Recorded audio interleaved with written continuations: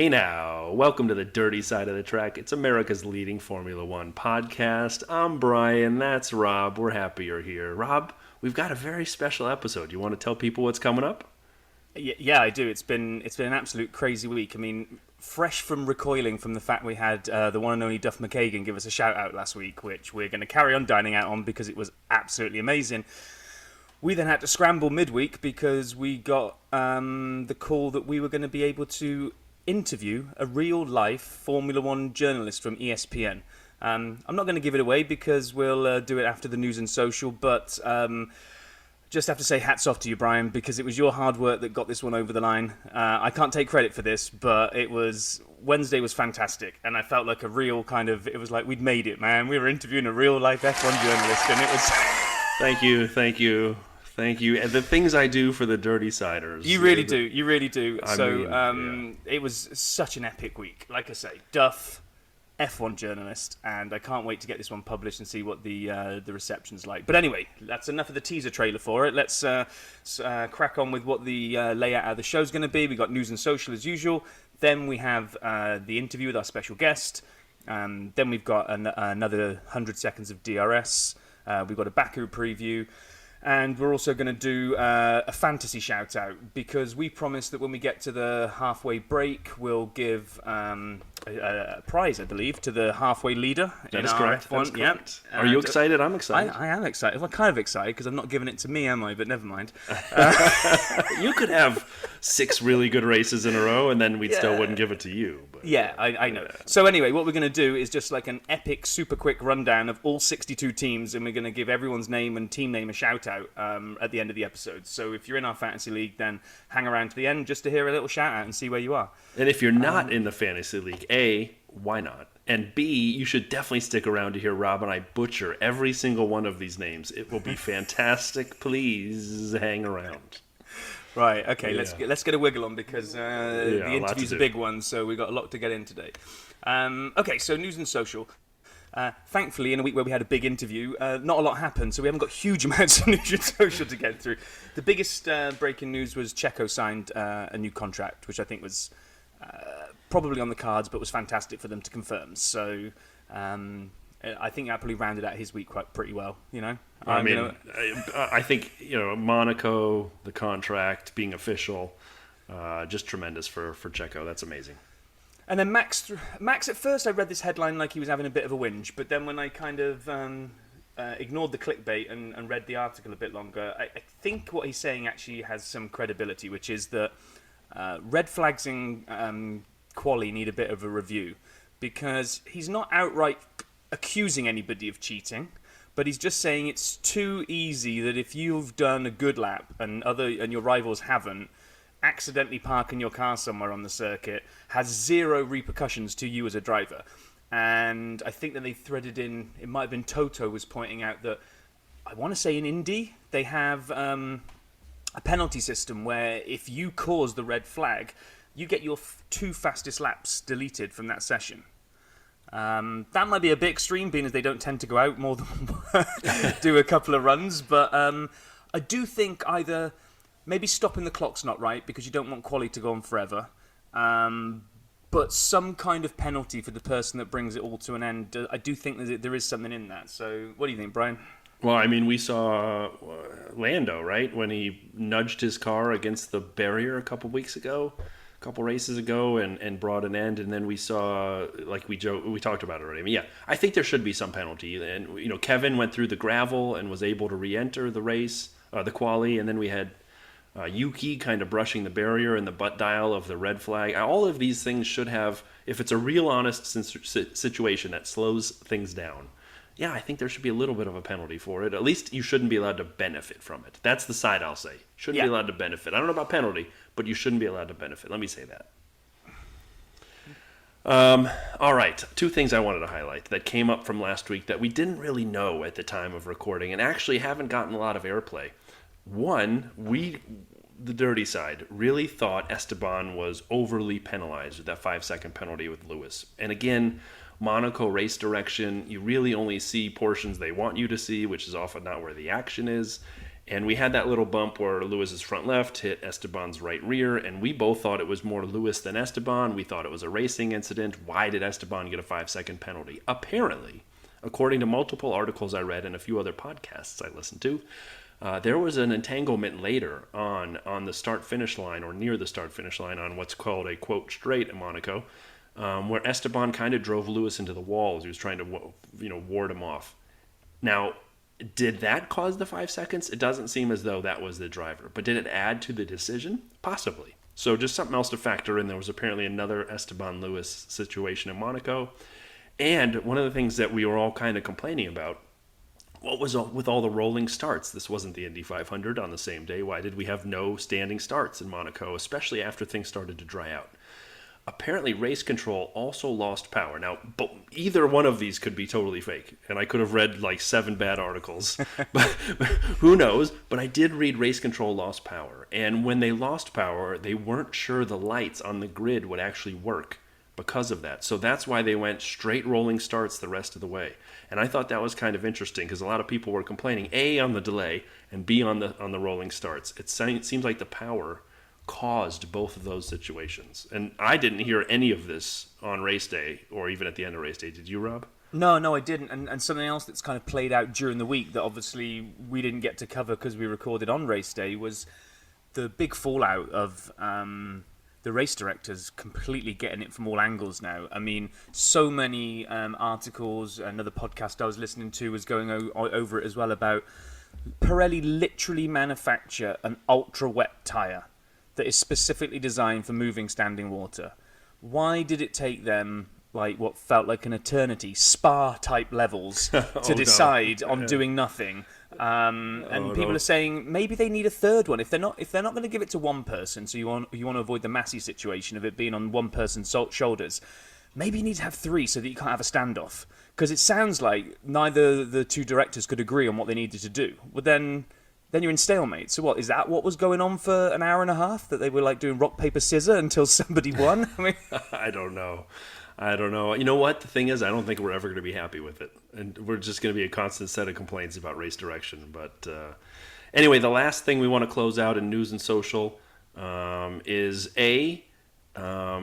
if I didn't mention this, there was a Grill the Grid on Twitter, a Grill the Grid that just came out. Formula One put it on their YouTube channel. It's around the first corners and how racers look and the drivers are there. Can they identify the first corners of various circuits? I'll just say this. It's fun to watch. It's about 11 minutes. It's a little long. But when anybody doesn't know what the corner is, they all guess Miami. It was hilarious. Like, Miami came up 407 times because they're just so unfamiliar with Miami being new. I think Fernando Alonso said Miami 72 times. But as we get ready for the interview, I just wanted to highlight some stats because you know I love them. And this came from a listener, Paul M. We have so many Pauls who listen, but Paul M. keeps sending me notes about how good Yuki Tsunoda is. He's like, he's so much better than Pierre. He's so much better than Pierre. How do you compare the two? Paul M., we're going to start this off for you, buddy. Sap Stats, here we go. How are teammates comparing so far? First off, what about in qualifying? Because that's a good opportunity. They're kind of in the same car at the same place trying to do the same thing. Let's look at the gap between the two on a percentage basis of time, cumulative, rounds 1 through 7 of the season. The closest pairing, to Paul M.'s point, the closest pairing is AlphaTauri. And Pierre is ahead of Yuki by 0.02%, so a hair. So tremendously close pairing, and they are the tightest one. The second tightest, also pretty close, Alpine, with Fernando first and Esteban second. But as you look down the sort of grid in order, there are 2 other things you have to note. So first of all, Paul M., thank you for the question. We're going to come back a little bit more to AlphaTauri, but as of now, from a qualifying perspective, it's pretty close. And we enjoyed watching Pierre and Monaco kind of banging around for the first half of the race in the wet. Here's the note I'd have. You go through Red Bull, which is pretty close. Mercedes is pretty close. But who's the driver in first position so far? It's George Russell. It is George Russell, and he is first, and Lewis is 0.2% behind. So getting more significant. So Lewis is behind. And then as you continue on, you kind of get to this bottom tier of differentiation. You get Aston Martin with Seb first, pretty significantly over Lance. You get McLaren, you get Alfa Romeo with Valtteri pretty significantly over the rookie, Zhou Guanyu, and I give a big discount for rookies. And then you get Williams last with the biggest gap, Alex Albon over Nicky Latifi. But let's go back to McLaren. I kind of brushed past that. Danny Rick is so far behind Lando Norris. He's not a rookie. He's not a pay driver. He is the outlier in my mind from a qualifying teammate to teammate perspective. I mean, Rob, when you look at this chart, what kind of comes to mind for you? Well, there were two things. So one was Danny Rick. I wouldn't have guessed he was that far. I knew he was having a worse season, but I wouldn't have guessed he was that far behind. The other thing that got me was actually that K-Mag and Mick Schumacher are closer together than Leclerc and Sainz, which I know Leclerc and Sainz are doing faster times than the Haas, but just again, in terms of kind of the pairings, there's really not much between those top five. And no, it was really interesting to look at that. I don't normally get that interested in your stats, but this is a good one. Well, I got one more on teammates. Let's move quick. What I thought was interesting was share of team points. So as you look at the allocation, I got this from therace.com. Look at allocation of points after the first 7 races. You'll find that, and there's a degree of magnitude that isn't reflected necessarily, like 3-0, Albon 3, Latifi 0 is 100% to 0%, but it's 3. I mean, so there's a relative and a nominal aspect to it. Taking that into account, the biggest delta of note is Kevin Magnussen with 15 points and Mick with 0. So I'm sorry, I know you felt good about Mick after the first chart, your boy.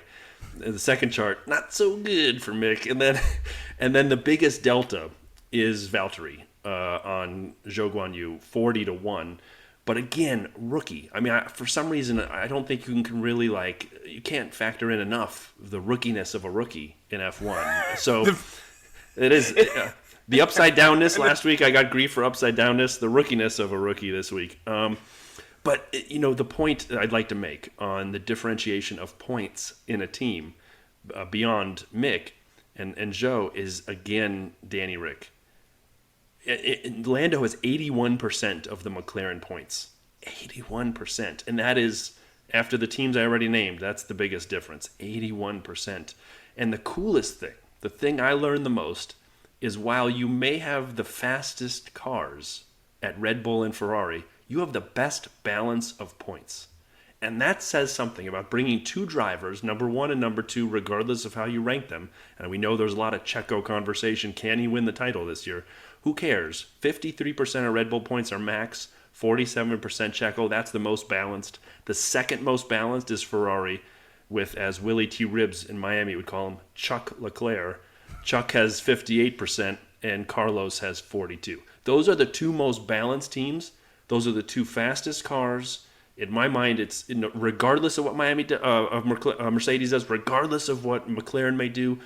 In my mind, it's clearly a Ferrari Red Bull aspect. They have balance between the drivers. They've got pace in the cars.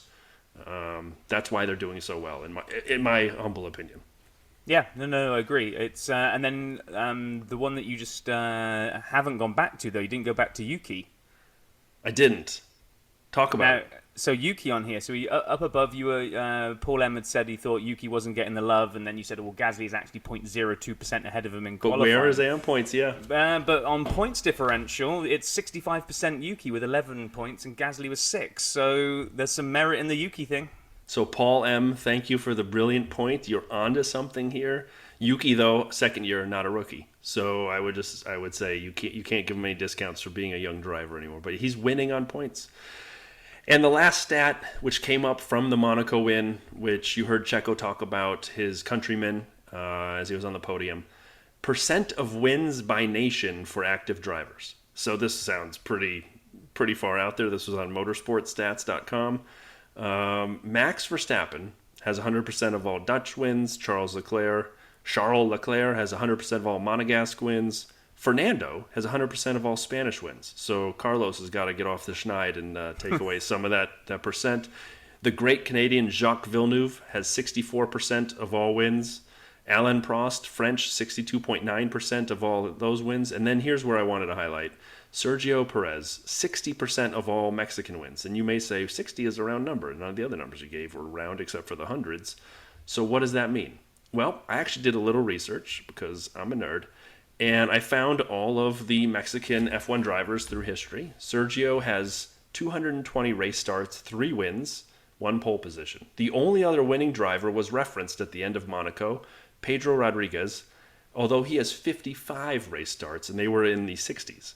55 race starts, he has the other 2 wins. The other 40% is Pedro. Now, question for Rob.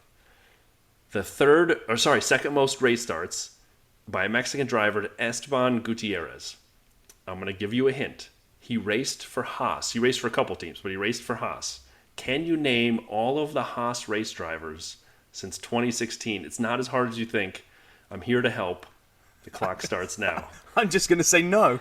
I can name the current 2, and I can't remember who was there before them. Haas. It's easy. Trust me. Give it a shot. Who's there now at Haas? K-Mag and Schumacher. Right. Who was there? And before that, we had Mazepin. Right. So you've named 3. And then K-Mag was there with who most of the time? Come on. He had the massive accident. He's in Indy now. No, French, gone blank. Swiss. It's all gone blank. Roman Grosjean. Oh, yeah. Yeah, Roman. So then I gave you Esteban. So the first year, 2016 Haas, was Roman and Esteban. I forgot about Esteban. I knew Roman was there from the beginning. Then Roman and K-Mag in 17 all the way through till Mazepin and Schumacher, and then Kevin filled Nikita's spot. However, the last driver who actually raced for Haas, we haven't mentioned, raced for Roman's spot after the Bahrain accident. So he had 2 races to close 2020, Sakir, and I would assume it would be Abu Dhabi. And so who is that driver? He's actually the reserve driver, and we've talked about him a lot. Graham Hill. I don't know.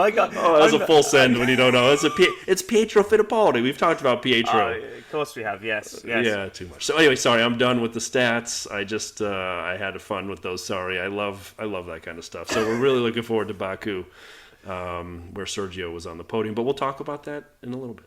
Yes. So just before we move across to the interview, we also had a request from Pit Lane Paul. Pit Lane Paul is dying to get in on the question answering action, so has sent out a request to say if any of you have a question for Pit Lane Paul about any aspect of Formula One, or maybe even not Formula One, who cares? Just email us your question at dirtysideofthetrack@gmail.com, and you can either do, if you're not feeling brave, you can just do a text-based question and we'll email it over to him and he'll read it out and answer it. If you want to hear your voice on the pod, then if you record a voice memo on your phone and email that over to us, then we will play your question and we will also play Paul's answer. So get those in and we will sort that out. Yes, but please do. dirtysideofthetrack@gmail.com. I suggest voice memos, and I actually have my first submission, boxers or briefs. But back to you, Rob. Right, so now we have the culmination of, I don't even know how long we've been kind of sitting on this. Brian has been a one-man machine trying to sort out an interview for us with anybody to start with within ESPN. So he's been like a dog with a bone, chasing down various leads, and it all came to beautiful fruition this week when we finally got the contact. The email dropped in our inbox to say, we're going to hit you up with Nate Saunders, the F1 journalist for ESPN. And we went, oh my gosh. The things we do for the Dirty Siders, how cool is this? I'm so excited. All right, we are incredibly excited to have this special guest with us today. I don't know what we did right in a past life to make this happen, but we are so appreciative to have Nate Saunders with us. Nate is the associate editor of F1 at ESPN. And so, Nate, welcome to the Dirty Side of the Track, man. Is this amazing for you, or is it just us? No, hey, guys, I love the invite, so thanks so much for having me. And too kind of you to say. You don't need to be awestruck, but I love coming and chatting about F1, so it's going to be a lot of fun, hopefully. Oh, it definitely is going to be. So thank you for doing this. You know, one of the questions, as someone who's a fan of F1, how did you end up with the world's most amazing job? Like, what was the progression to get to where you are? Because it's so cool. Yeah, it's kind of a weird one. So I grew up in England as a big F1 fan. And slowly, as I got older, I realized I wasn't good enough at sports to play them professionally. I played a lot of rugby.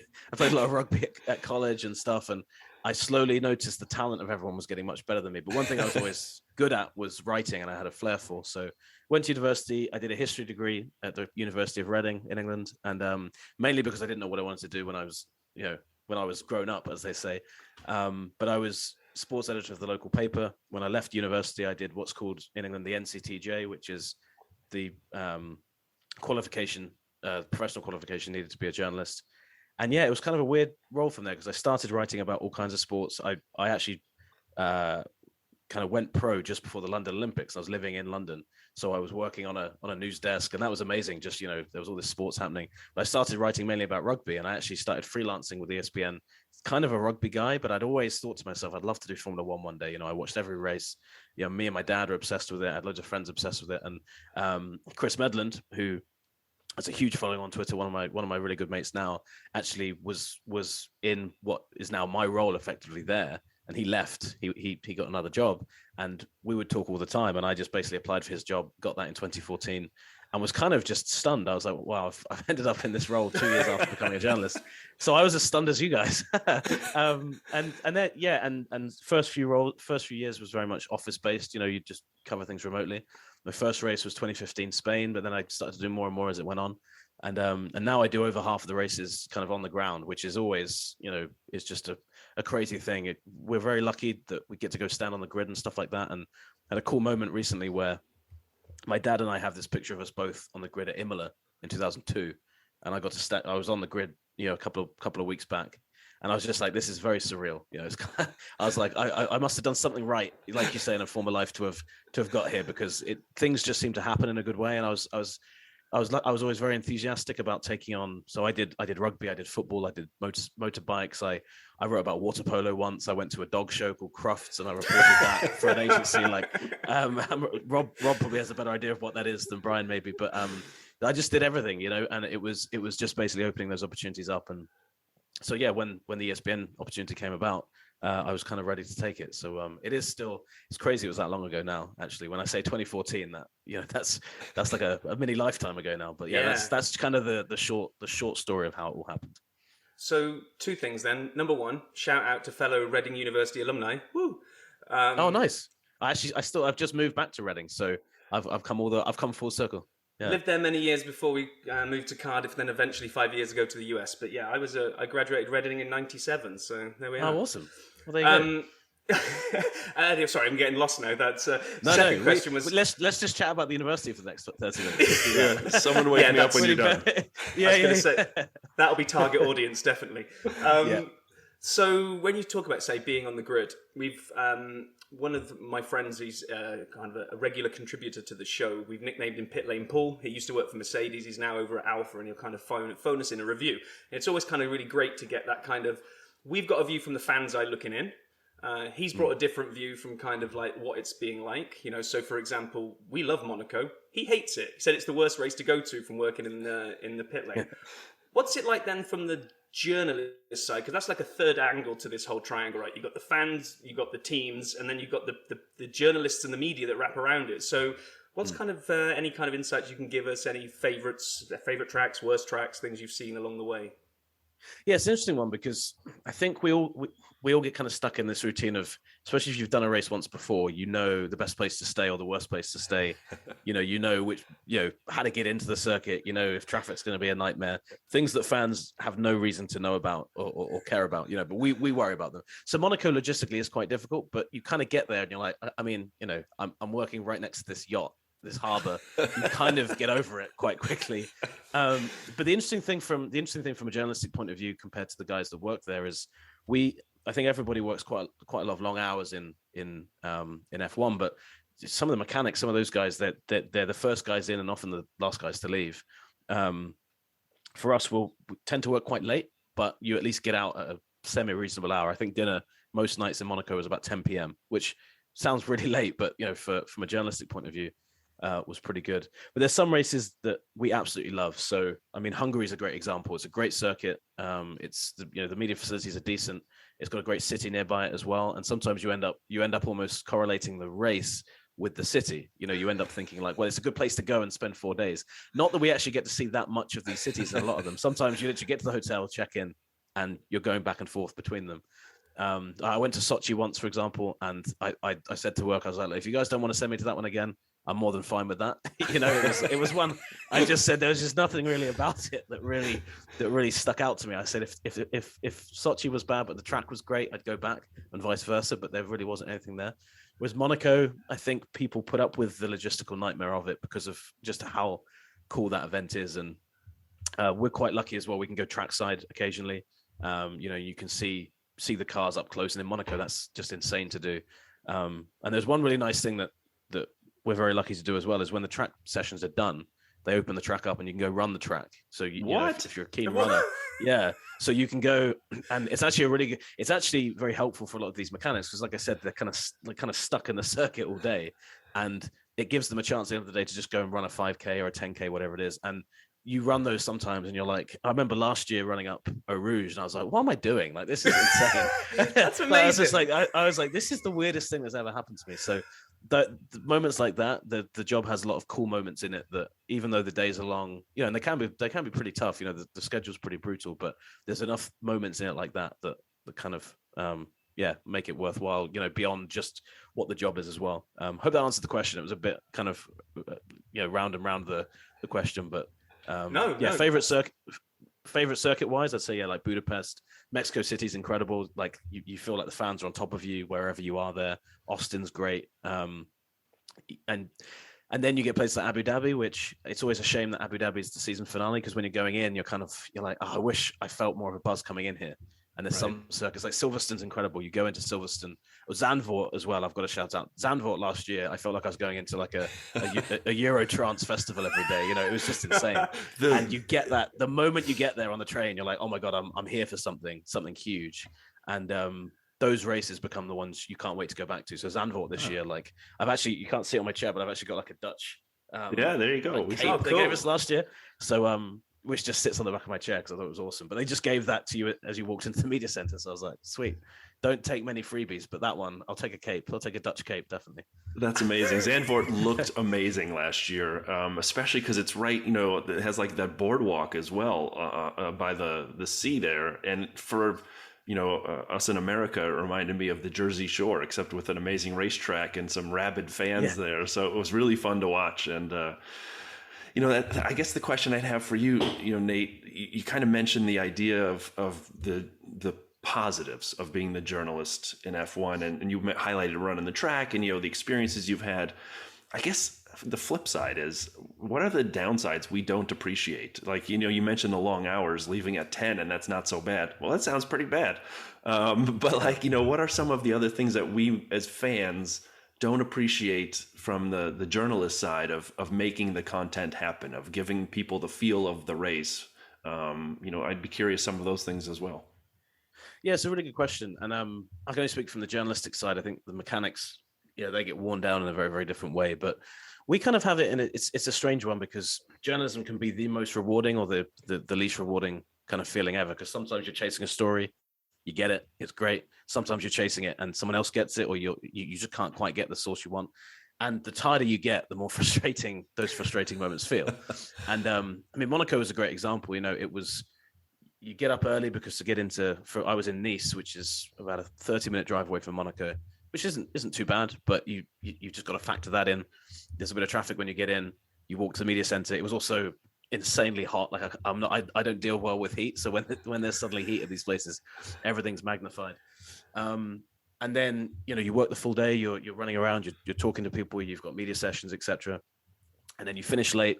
And doing that once or twice, when I was covering the jobs I mentioned earlier, you would go to one event and you would do one of those things for a day, and then you'd spend 3 days in the office, and you'd feel pretty tired from that one day of events. Well, we get to the paddock on the Thursday, we work all the way through to the Sunday. So by the Sunday, often everyone kind of goes out for dinner on Friday, definitely, and Saturday, definitely. By Sunday, everyone's like, I'm just going back to the hotel. And you can see everyone is they're just kind of drained emotionally. And it's always very difficult to explain it, because I always try not to make it sound like I'm saying it's the worst job in the world, because it definitely isn't. But the human toll on it can be bad. And one of the big things, to be honest with you, is just the travel side of it. The travel itself, I've mentioned the cities I love going to, is incredible, but and especially now traveling's, it's become really difficult. But the act of going to airports, all of that stuff, getting to your hotel, all of that stuff, doing it once or twice a year is stressful enough. But when you add all of that to, you've also got deadlines in your head, and you've got, editor emailing you saying, where's this story? You're like, all right, well, I'm currently being, like manhandled in security. Give me 10 minutes. I will file that story, but just give me a second. So there's things like that come up. And I think one of the things that I've always found difficult with journalism, and just with F1 especially, is even when I have days off, very, very difficult to switch off. There's always something you're thinking about, and now especially, it's so easy to message people. And if there's an inkling of a story, or you're hearing some rumors, you're like, I'm off, but I really should message this person because it'll make tomorrow easier. And that mental toll, it's fun at the time because you feel connected, but you sometimes get to a point, I haven't actually switched off my phone for a long time. So I took a holiday. I actually went to Tampa, some friends who live in Tampa, in January. I was like, nothing's going to happen in January. What did happen was I turned up. I'm a Tampa Bay Buccaneers fan, which is a long, long story. The day I got there, Tom Brady retired from the NFL. So I was like, well, this is a terrible trip. I don't know what I've done. But from an F1 point of view, I turned the phone off and kind of just had nothing bouncing around, and that was nice. And that's mainly, I think, one of the issues F1 has is you really only have two chances in the year to do that. It's the off season and that summer break. And when you have so few weekends, this is what you struggle with as you get older. So I've got a wedding this weekend. One of my best friends is getting married, which is great.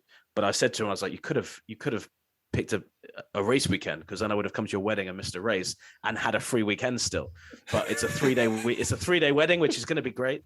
It's 3 days I'll be up there. But I was like, man, I really wanted to just chill out this weekend and just not do anything.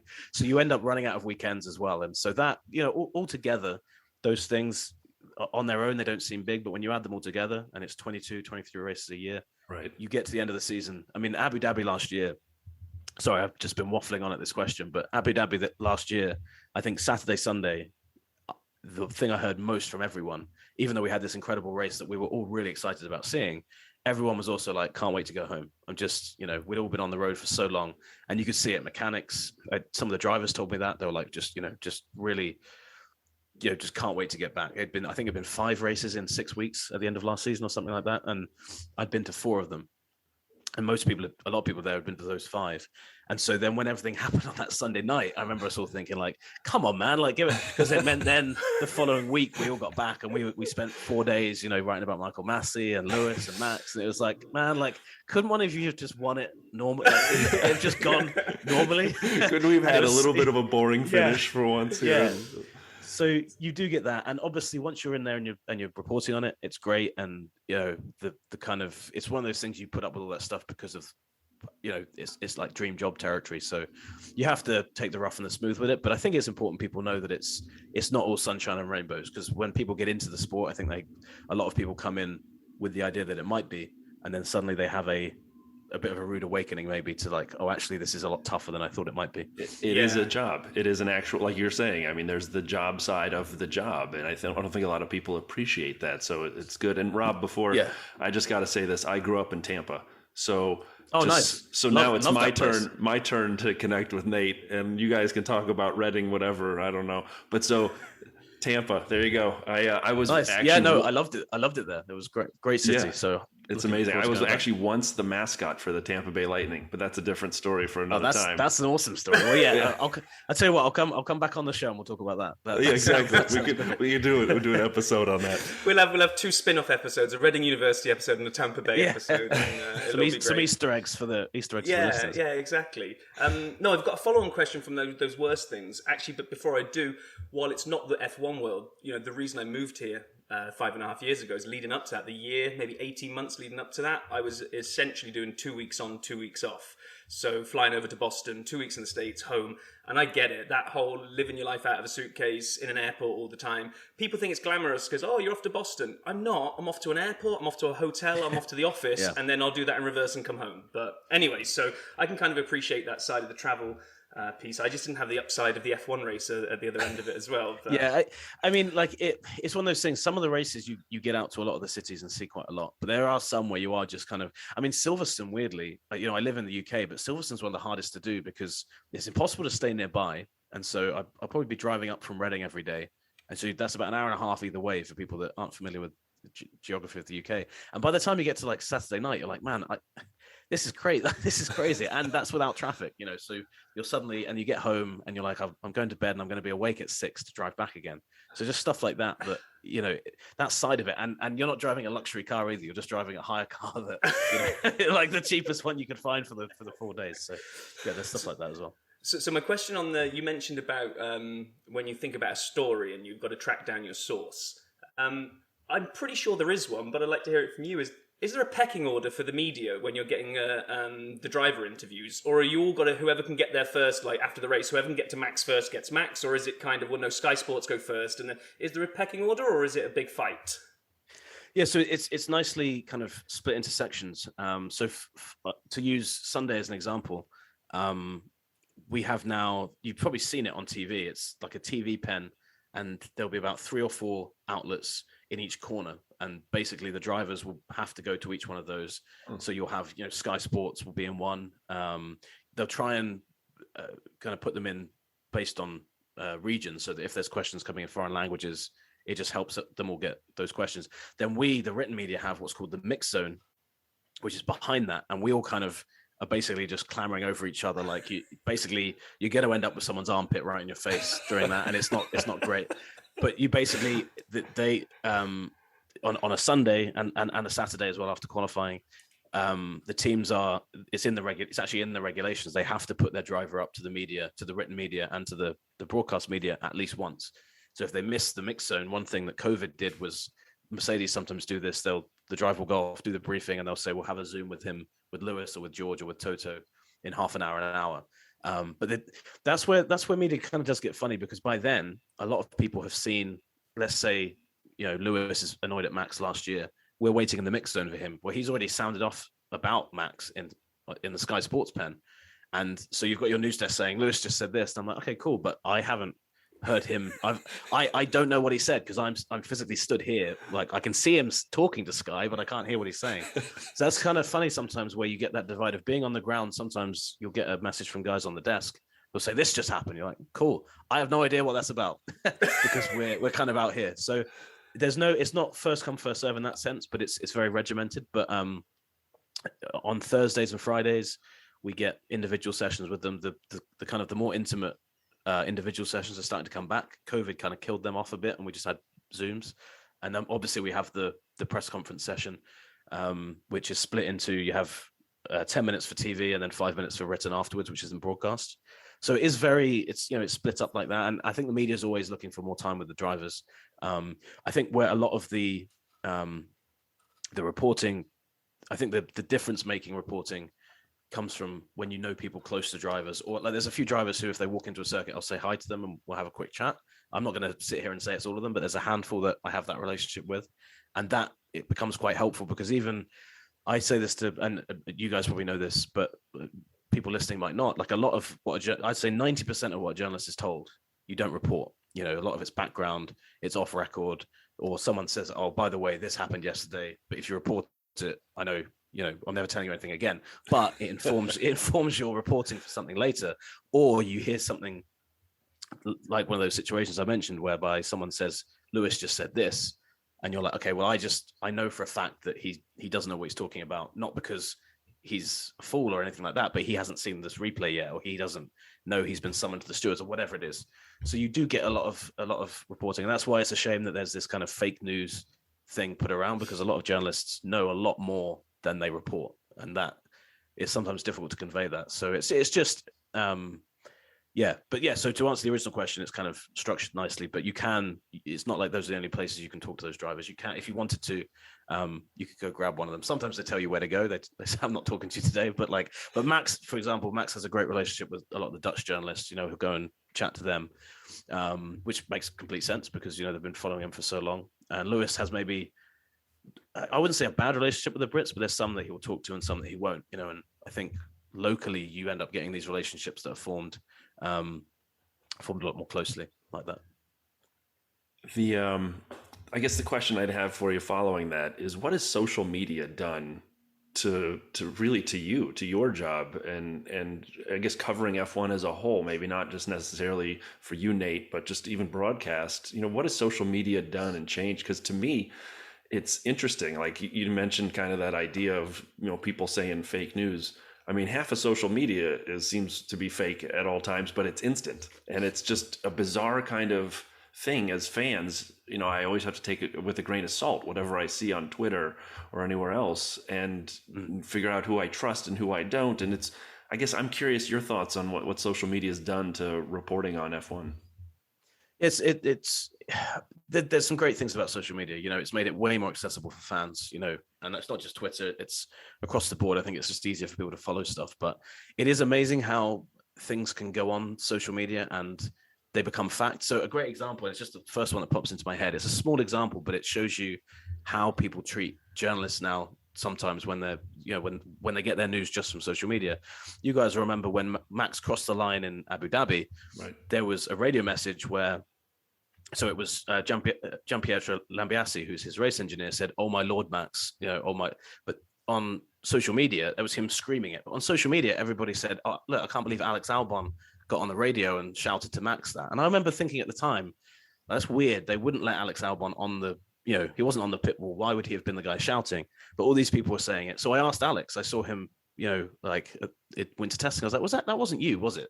That did that. He was like, no, it was GP. And I was like, yeah, no, I thought so. And he said, yeah, I saw everyone was saying it was me. It's not. So I tweeted, I was like, it wasn't him. And all these people saying like, what do you know? You don't know anything. And I was like, I literally just like he physically, like the words came out of his mouth. He said it. I'm not making this up. Because we sometimes joke in the media center, like, if like Chris Medland used to get it all the time. He'd report something that a driver had just said in a press conference. People would be like, "Source? What's your source?" So sometimes I'll write back to him. He'll write something. I'm like, "Source? What's your source?" And that's kind of where the joke comes from. And look, and I'm not going to sit here and say every journalist who has ever written anything is completely accurate. We know that's not the case, sadly. I think social media has become this thing where it's very easy to put news on, and this isn't just about Formula One, this is just generally, you can put news on there without verification, and suddenly it gets retweeted by a bunch of people, and suddenly that's news to people. And right. that Albon one is obviously in the grand scheme of things irrelevant, but I just thought it was really interesting that it became this meme over and on like Reddit. Everyone was like, "Oh, it was great, like Alex was so happy for Max and stuff," and I was like, it's just such a strange thing, and people were taking it as fact because one person said it was Alex, when if you actually think about it, there's no reason Max would have been plugged into his race radio. It doesn't make sense anyway. And then Alex Albon says it physically wasn't him, and they're like, "Nope, still don't believe Nate Saunders of ESPN." Like, oh, okay. I mean, if that's how you want to go about things, that's fine. But it does sometimes, for us, it does get frustrating. But you have to almost kind of ignore it, because a lot of people on social media are great. They respect what you do. They respect the hustle for information. But obviously, the kind of the most angry are the loudest ones often. So they kind of are the ones you notice a bit more. So if you go past them, there's still a lot of people. But I think it's made it a lot easier to just to connect with people. I mean, you tweet something out now, and it's amazing how many people suddenly retweet that. And I mean, and that's the thing, drivers see a lot of this stuff as well. So when a tweet goes viral, a lot of the drivers sometimes will see it, which I think is pretty amazing. Because back in the day, 20, 30 years ago, if a fan thought something, it's pretty unlikely, unless they sent it physically as mail to that driver, they probably wouldn't see it, which, the drivers are probably grateful for.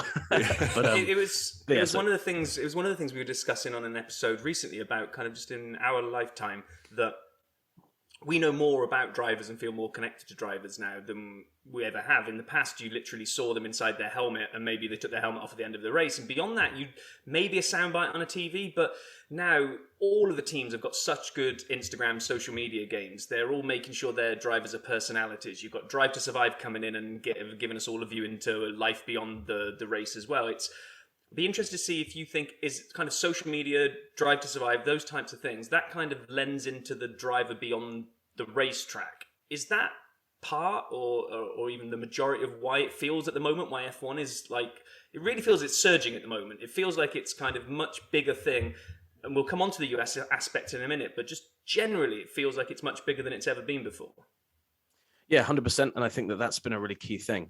So I think it's been really important to focus a lot more on the personalities. Growing up, if you said to a lot of petrol heads that, hey, I like Formula One, but I'm not the biggest tech head going, I think they'd kind of laugh at you and they'd say, that's not allowed. There was kind of a bit of a snobbishness about it, in terms of you have to appreciate this for being the pinnacle of motor racing.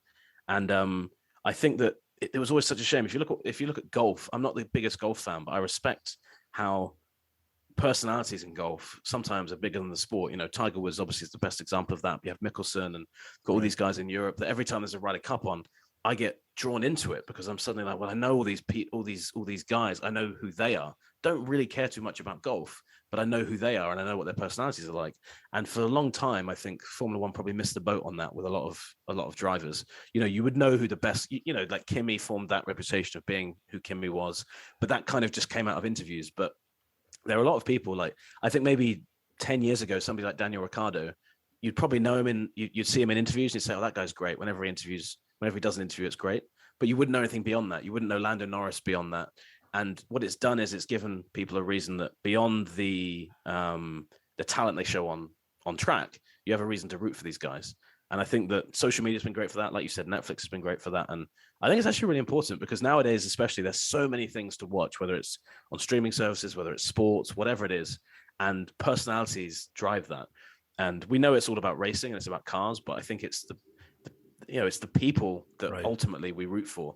I know people do root for teams as well, but most things, if you think about what we're drawn to human stories, we're drawn to just other people because we can relate to them. So I think it's been huge. And I think that's been the smartest thing Liberty Media has done since they came in, is kind of lean into that human side of it a bit more. Because right now you've got not only what I think is actually going to be like a golden generation of talent, you've got Max, Charles, Russell, Lando, all those guys.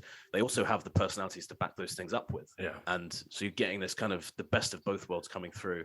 And obviously you've still got guys like Lewis, like Sebastian, like Fernando, who are already there and established. And so, yeah, it's been really smart of them to do that. And it means that now if you're an F1 fan, you can just say, hey, I just like Danny Rick. I just think he's fun. And that's my starting point. And that's fine. If that's what gets you into the racing, then that's great. You don't have to say, yeah, I'm actually really into V6 engines. That's why I'm watching racing, Well, So, Nate, we actually had a whole quiz here for you about the double diffuser from Braun GP that we were going to get into, but we're going to hold that because we're going to hold that instead. Please do. one thing you did mention that I do think is also important in the growth and transitioning to the U.S. here, as people pick up the sport. One of the things that in the States, football is gigantic, real football, not your soccer thing. Yeah. I'm a big NFL fan as well, so I'll let you. Yeah, the Bucks. I get it. The Bucks. I actually went to a lot of Bucks games when I lived in Tampa. Really, quite honestly, because I'm a Packer fan. So when the Packers would come to town, I could get easy tickets to see them, as opposed to when I was in Wisconsin. But anyway, so F1 drivers look a little bit like us in terms of height or size. Football players are 300 pounds and filled with muscle, and basketball players are 7 feet tall, and hockey players have no teeth. And so you look at an F1 driver and they don't look too dissimilar. And the personalities we see now, because of what we just talked about, I think makes them. And again, who knows how you would, but I mean, we wouldn't know how real those personalities we see actually are. But to us, it's like relatable. To a fan, it's relatable. You can say, I could hang out with that guy. I could have a beer with that guy. I could, talk whatever with that guy. And I think that helps fuel some of the growth. But kind of as you look at the U.S. now, and whether it's adding a third race for next year in November with Vegas, obviously the second race started this year, Miami, the fandom as a whole in the U.S. really taking root. I just would be curious, as you look as a journalist, as someone who's covered the sport, as someone who's in the UK looking at the States from, the outside, are you fascinated by this growth? Do you see it's being sustainable?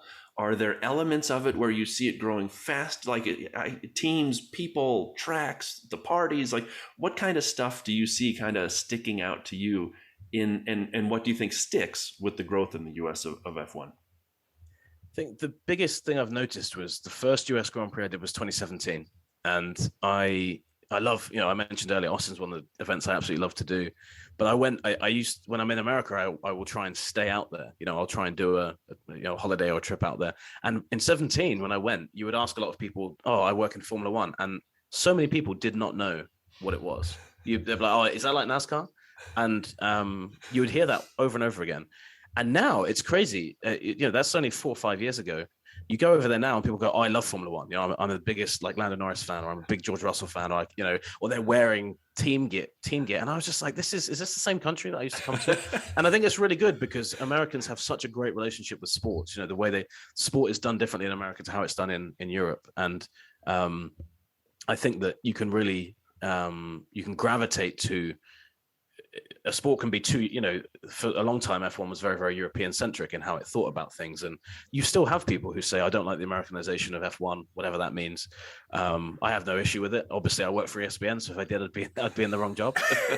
But I think one of the biggest things that has happened is obviously Netflix was a game changer, but now you're seeing that the drivers see the opportunity in America. The teams now are leaning more and more towards getting American sponsors in. Obviously, Red Bull this year with Oracle was just a huge deal. And I'm not saying a few years ago they couldn't have done that, but I think a few years ago they would have thought more like, okay, let's look at a company that is big in Europe or in Asia or something like that. I'm not saying those aren't key markets now, but there was almost this kind of weird, like, well, America, we do a race there, so it's fine. We race there. They get a race. It was almost like we go over, and they didn't realize that it could be the relationship could go both ways. F1 could need America and America could need F1 in some way. In terms of the sustainability of it, it's obviously booming right now. I don't think this current boom we're seeing will keep going up like that. Just by its very nature, it will tail off eventually. But what F1's done really well is in the time it's booming, it's grabbed Miami, it's grabbed Vegas, it's talking about maybe a fourth race. Maybe we'll have a Colton Herta on the grid in a few years' time as well. And that means when things do kind of start leveling off, maybe you will have a good foundation there for people to get into. Even if they're coming to it late, there's still 4 races through the year on a good time zone. There's still an American driver they can root for as the starting point. They can still go watch Netflix if they want to and, binge through however many seasons it will be then, 7 or 8 seasons, but maybe in a few years' time. So it's kind of made this, it's given people a reason to come, but it's also given people a reason to stay, which I think is really, really key. And yeah, I think it's awesome. You could tell in Miami that there was a different, like I mentioned, Zandvoort had a very Dutch feel to it. Like I said, there was everything there was just like because the music was just pounding around the place. America felt very American. The American races feel very American, and if you tried that with Monaco, it just wouldn't work because you'd think, why are you doing this in Monaco? But they've done very well now at realizing this race is going to be big here. And yeah, I think it's been great. And I'm not sure how long the boom will go on for. I think we've probably got a year or 2 left of it before it starts to just kind of normalize and tail off a bit. But it's been incredible. I think F1's probably the sport that did the best coming out of the pandemic. Yeah. It was kind of like a perfect storm almost of Netflix kind of came out at the right time when everyone had nothing to do but just sit home and watch streaming services. You had that series on there. And then it was the first series to come back racing. So a lot of people were like, well, I can actually go watch this straight away. So a lot of things came together in a good way, but I think Formula One's done a really good job there. So, and like you guys say, like it's kind of rooted in knowing who the drivers are, that relatability. What I always tell people that's amazing is the first time I met Lewis Hamilton, I was really I was kind of awestruck, and I hadn't interviewed anyone that big, and I stood up to shake his hand. I was like, oh, I'm the same height as Lewis Hamilton. And it was just one of those things. I was like, obviously I'm the same height as a lot of people in the world, but you just don't assume you're that. And right. In Miami, I got to speak to the Watt brothers with TJ and JJ Watt were there. Derek wasn't there, but I got set up with an interview because they were there with Haas, and JJ Watt sat there drinking from the same cup that I was drinking, not the same one, but the same type of cup. In my hand, it looked just like a regular cup. For him, it looked like a little thimble he was drinking from. And I was like, how is this guy like a real human being? Exactly. So I completely agree with you, Brian, about the relatability. You feel a lot more like closely matched to a driver in that way. So yeah, I definitely think that's true. So on your last... Oh, sorry. Go ahead, Ryan. No, I was going to make a joke about Monaco, and I'll make it fast, and then you can ask the question. But as we saw in Miami, the fake marina worked well. So when will Monaco add a fake marina alongside the real marina to make it more American? Just joking. Yeah, it's good. It's a good question. I quite liked the fake marina. I know that's a controversial thing to say, but like I liked that it was just a bit ridiculous, and at no point did they say that's a real marina. You know, they were like, no, it's a fake marina. Like they just, I said to people like, it's funny. Don't be so serious about it. Let's have a bit of fun with it, you know. And I quite liked that. Like F1, that's another thing F1 always was quite guilty of, being a bit serious. I was like, Right. at the end of the day, the fake marina didn't hurt anyone. It did. Did it look a bit silly? Like, yes, I stood near it and I was like, this looks really weird. But the alternative is there's just nothing on the inside of the corner there, and people say would say it's a soulless car park track. So Well, It's, they had their shoes off. Why did they have their shoes off on the fake boats in the fake marina? The Yeah, fake boats, just yeah, wear your shoes. I didn't understand that you part. weren't allowed them on, which was Why? that part of it was strange. Anyway, odd. Rob, sorry, I didn't mean to cut you No, off. I was just going to say that whole Miami thing, and it leads on to my next question. The whole Miami thing kind of really shone a spotlight on, I think, what you went back to, maybe F1 snobbery of wanting to push back against the Miami one, because it's too much glamour and glitz, and they want to make it a show. They don't. It's not about the racing. It's just about showmanship, and it felt like they were damned if they do, damned if they don't. If Americans don't put on a show, then it's like, well, they're not taking F1 seriously. When there was the rumours that the marina was going to go on that corner, they were being ridiculed for, well, what if there's a leak? It will leak all over the track. And then as soon as it came out, it was fake water. It's like, oh, they can't even use real water. It was just like America couldn't get anything right, okay? And then we've gone to Monaco, the other kind of glamour or glitz. And it's come out this week that could have been the last Monaco Grand Prix. We don't know. So what's your view on the embracing of the new, like the Miamis and any other new track that comes after it, and the clinging to older tracks just because they're historical, traditional? I won't lead the witness here. What's your view on all of this? That's a good question, because the that whole discussion is only going to intensify now that we're bringing new races in, and people can be very protective about old races. Like there are some, like, I think it'd be very weird for me if there wasn't, you know, a British Grand Prix. It would be just weird if Silverstone wasn't, because you're like, it's Silverstone every year. Same with Monaco, but at the same time, the Monaco example is a great one, because Monaco's been on the calendar for a long time. It obviously existed to begin with as the only street circuit, so that's what set it apart. And then obviously now we have more street circuits on, and a lot of those are better street circuits in terms of for racing. Obviously, Monaco probably has the best backdrop of any sporting event in the world. Like you'd be hard pressed to find anyone better than that. But I think nowadays you can't just get by on the spectacle. It's why I think that Miami is lucky for the first 2 years. It's going to have that kind of new race feel. But once you're past that, you can't just keep relying on being a new race or being like, oh yeah, we've got this here. It's like the event still has to be good. That's why Austin is such a good race. It's become a great race and just a great event generally, with all the music stuff they have there for fans as well. So I think that Monaco, like the guys who run Monaco obviously have that deal that's very, very different to everybody else's. And they refuse to change. That's one of the big things that ultimately, if Monaco drops off the calendar, it'll be down to them not wanting to change things, you know, not wanting to change the date, not wanting to give up. You know, they do their own TV direction and stuff like that, and they're very much like, well, we've always done this. Why would we give it up? It's like, well, because you're not very good at doing a lot of those things. And Yeah, like, we agree. You know, and I don't think there's anything wrong with saying, you know, we like this event, but maybe it needs to change around a bit. You know, you definitely do get the sense that Monaco, as a good example, isn't untouchable anymore. You know, there's been talks about Spa maybe not staying on long term. Oh no, there's talks about all kinds of things. Which, yeah, and I'm the same. Spa's one of my favorite circuits. It's my favorite. Like I said with Eau Rouge, like, you know, I was like, this is just an incredible circuit. But I think what it's going to do, hopefully, is it's going to mean that a lot of historical circuits are going to say, right, we have to kind of up our game a bit. We can't just say, well, we've always had a race here, or we're famous, we're a popular race. You have to do something. That's why Zandvoort was great. You know, it really put on a great event. And I think that we're going to see places leaning more into making it a destination event to go to as well as just a race. And F1's gonna have to be careful with that, because a lot of these circuits pay already what is a lot of money for them to host races. You know, Silverstone, you know, every year there's always talk of F1, you know, Silverstone's deal is difficult and stuff like that. But yeah, it's a tough one, because I think F1 have come in and realized they can make a lot of money from places like Saudi, which, you know, probably for the long, that's a whole different conversation in itself. That new part, I'm not really, you know, too thrilled about, because once you start doing races in Saudi and Qatar, you know, you start going down a certain route. And if you're saying, right, we'll do Saudi and we'll get rid of Spa, most fans will say, well, come on, is that that's not a fair trade. But for F1, they're like, well, we're making X amount more money. So for them, they'll say, yeah, that's fine. So it is going to be a difficult thing for F1 to balance. I think that there almost needs to be on the calendar like 8 races where you have every year. You're like, we have these 7, 8, and these almost you can't get rid of them. They stay on. Your Italian Grand Prix, maybe.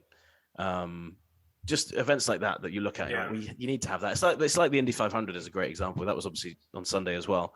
When IndyCar Kart at the time tried to mess around with that event, it nearly killed the series, and it took them 10, 15 years to get back to where they were. So F1 has to be really careful with the old events. But I think that there is an understanding now that the old events under Bernie, they kind of got a bit of leeway.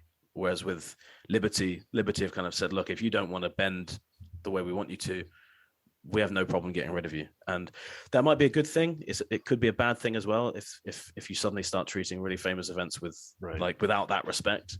But we'll see. That's going to be one of the interesting things from Stefano Domenicali's point of view is how he approaches a race like Monaco. Like I can see Monaco becoming like every other year or something like that.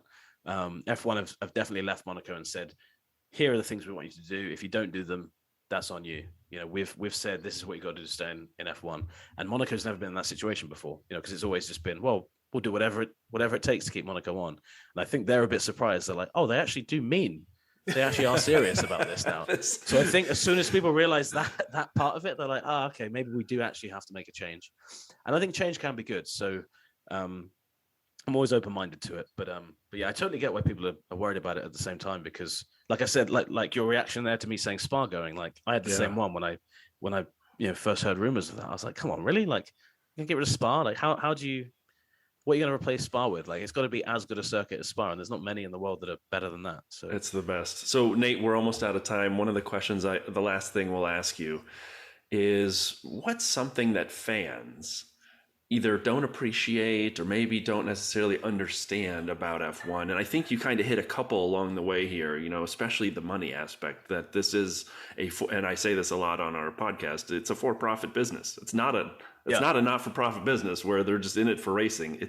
They're there to make money. And so that's one thing I don't think everyone always appreciates with any sport, quite honestly, that it is a business. But that said, are there other things that, a fan may not know, especially we have a lot of newer fans who listen as well to our podcast. What are some things that they may not appreciate about F1? One thing that stands out, and this is very much from a personal point of view, but it's one thing that I think makes F1 stand out quite a bit, is that F1 is unlike any other sport that I covered before I got into F1, whereby it is so...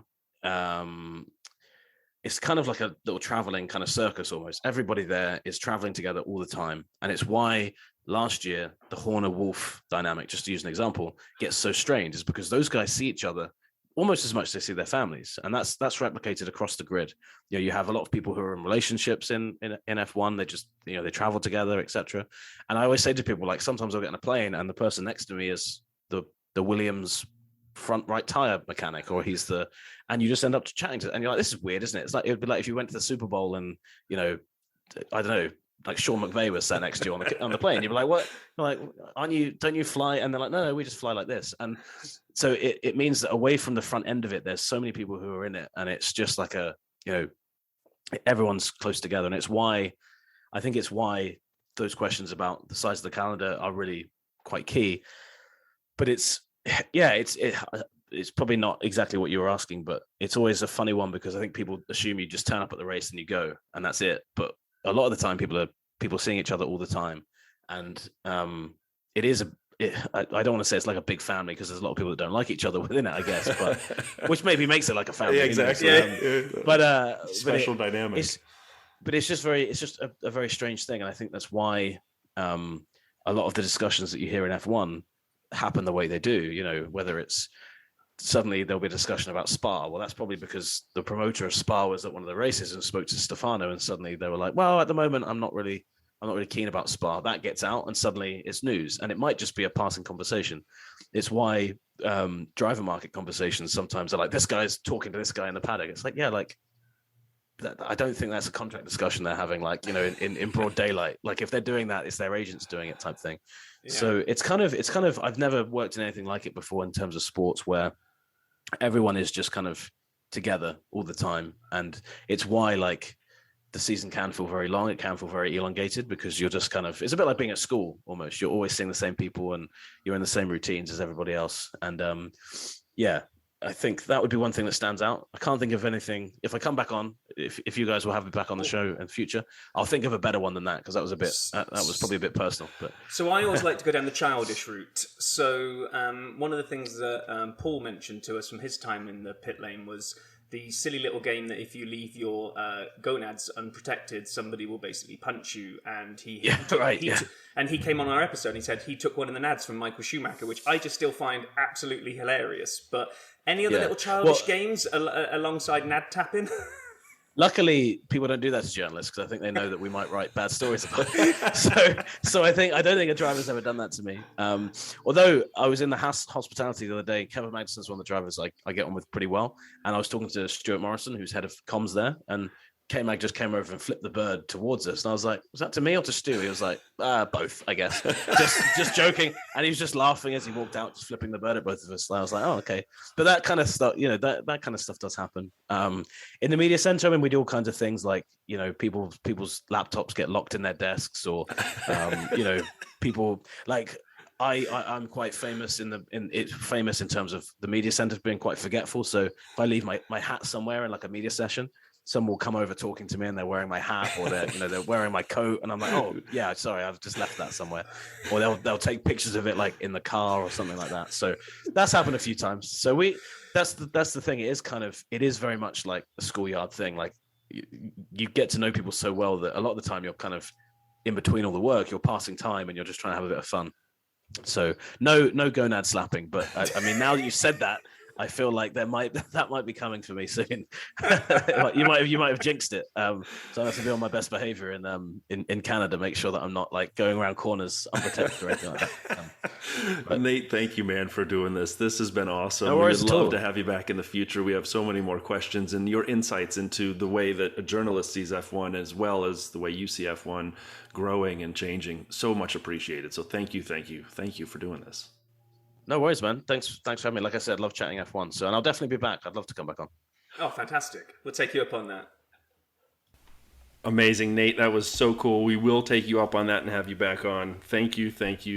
So, keeping the kind of conversation going with folks who have joined us, great opportunity to check in with someone who's newer to F1. And we thought it'd be fun if we had someone who kind of picked up the podcast and then picked up F1 via the podcast. And it happens to be a very good friend of mine. So we have an opportunity to now do 100 Seconds of DRS with Garth. Garth, thank you so much for joining us on the 100 Seconds of DRS. My pleasure, guys. This is the potentially the highlight of my year for sure, maybe career. So Garth is making things up at this point. But as we're getting to know Garth a little bit, I would like to highlight that, as I said, we've been friends for a while, and I'm incredibly lucky to count him as a friend and a mentor at times from work, and he's been a big supporter of the pod from the beginning. So Garth, I'd love to know, like, what's one or two things that you might have learned about Formula One from listening to the dirty side? One thing that stands out, besides my love of tires. Well, just the name of the 100 DRS, actually, the drag reduction thing. I mean, I knew there was a lot of aerodynamics and engineering into the cars, and I knew that was a big separator from IndyCar, which I was more familiar with, really, I suppose. But yeah, that for sure. And then the fake water in Miami. Yeah, that was an interesting little situation they had set up in the marina there. I've got to ask you this question because I ask all of Brian's so-called friends that come on: is how much is he paying you to claim that you're a friend of his? Well, I'm wearing it, the swag, so Brian, sent it, so that's the big payoff for me. Okay, so you were bought off with a T-shirt and a cap, and that was enough for you to come on here and tell everybody that you're Brian's friend. Yeah, I've got pretty low standards, actually. So, oh man, that's funny. No, it's not true. Brian is a wonderful friend, and I knew we'd be fast friends early on when the first year we worked together. Short story, well, not long.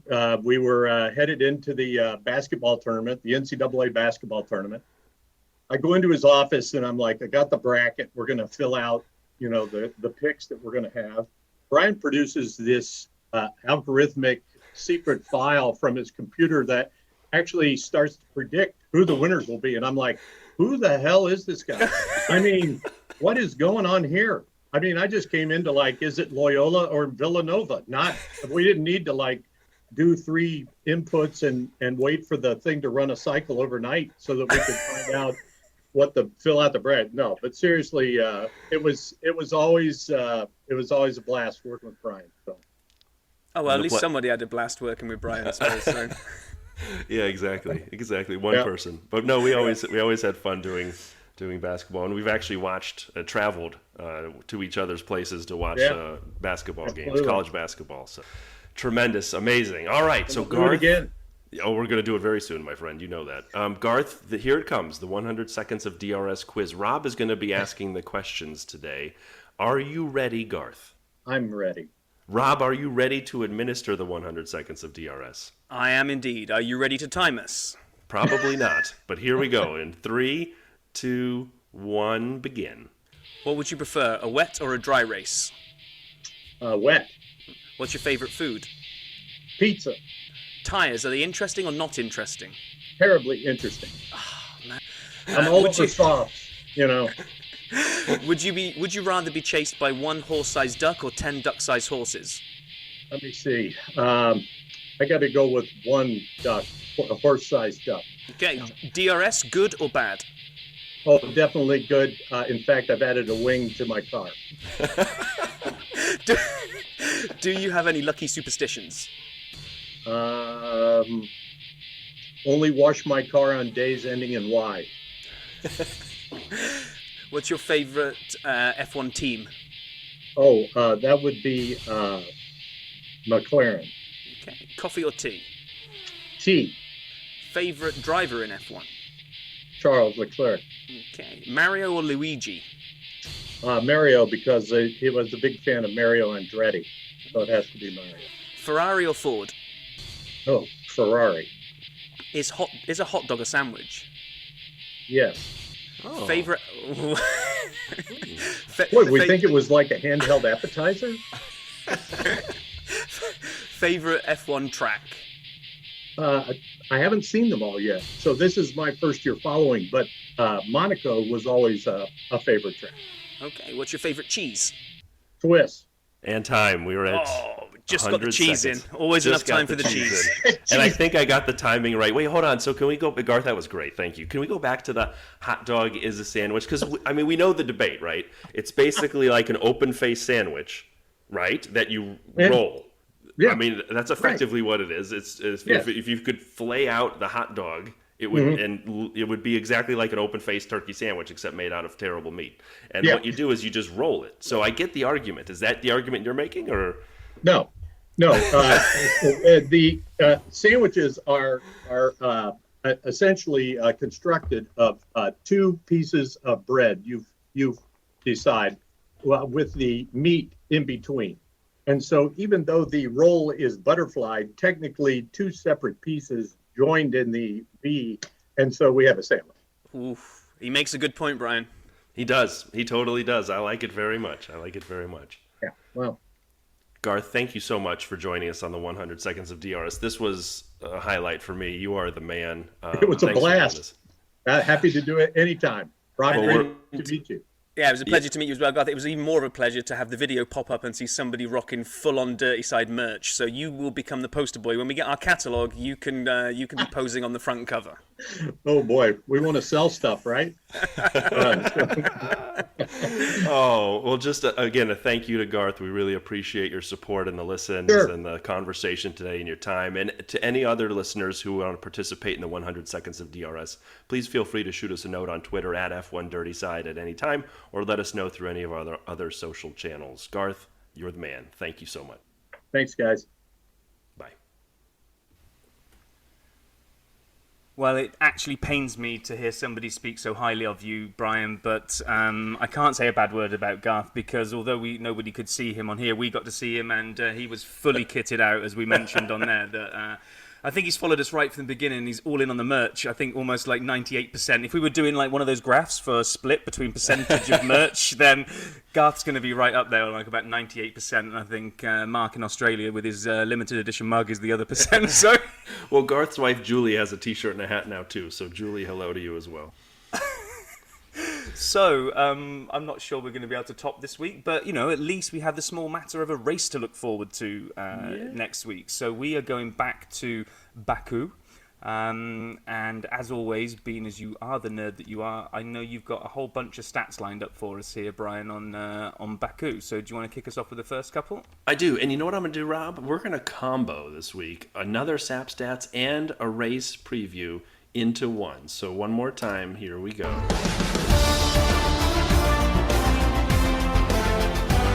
SAP Stats Baku Preview Edition. All right.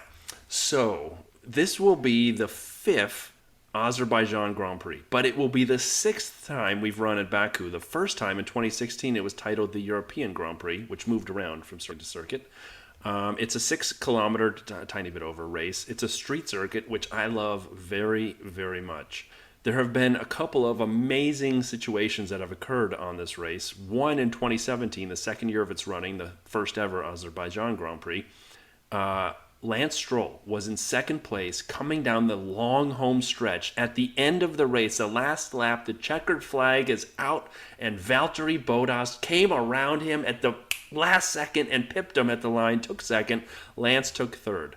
By the way, that was the first ever podium of Lance's career, his only podium with Williams. He got 2 more during his time at Racing Point. 2020 Monza, which if you remember, 2020 Monza was just a chaotic race and a lot of fun to watch.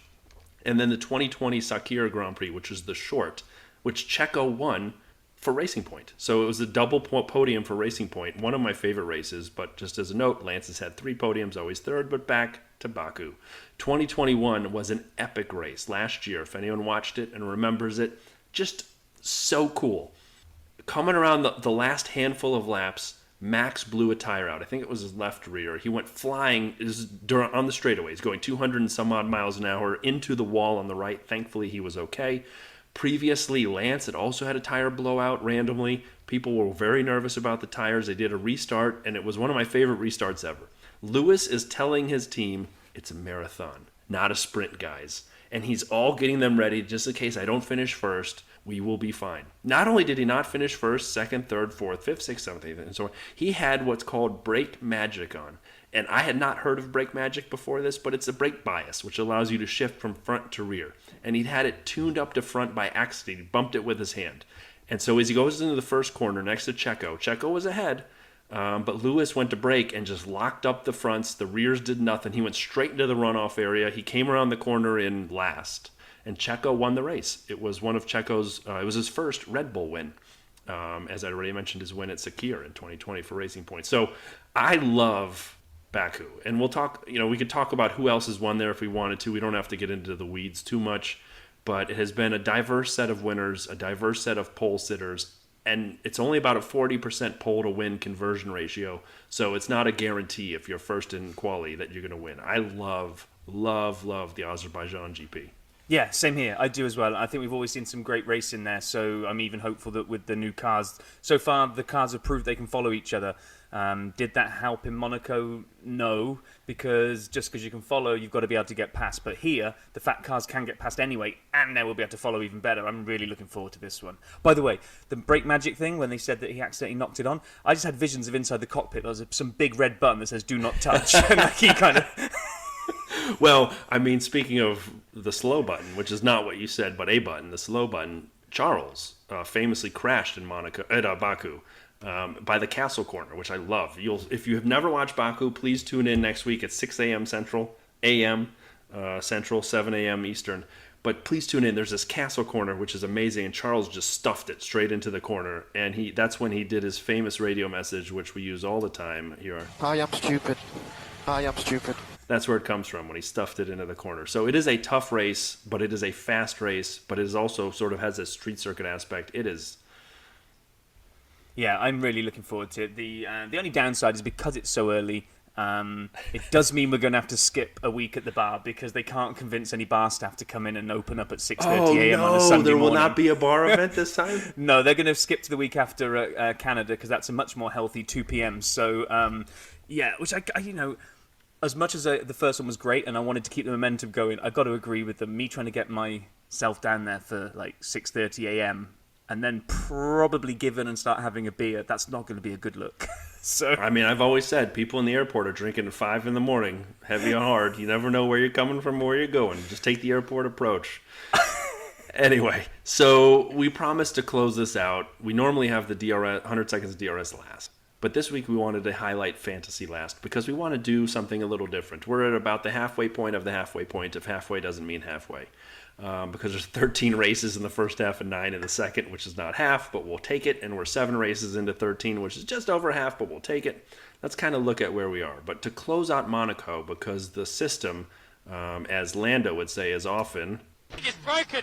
It's broken! We did not have everything ready to go last week when we recorded, but we promised, as we do, to give a shout-out to the winners of Monaco. And Antonis A. Red Bullino, 227 points, handsome first-place finish for Monaco in the Dirty Side League. Amazing, Antonis. Give yourself a round of applause. The gentleman behind you in second place at 213 points, he goes by the name of Brian S. His team name is Sap. He himself is a handsome gentleman. Third is Luis R, Team 1. Tied for third at 212 points with Luis is Andy E. His team name is at least 3 characters. I love it. And then we had a tie for fifth at 208. Cy M, Safe Bet. And Nimrod A, Mercedes Nuts. It's his team name. I just had to say it. And so that, as you saw, Rob wasn't in there. And I did beat Rob. We knew that. It's now a healthy 5-2.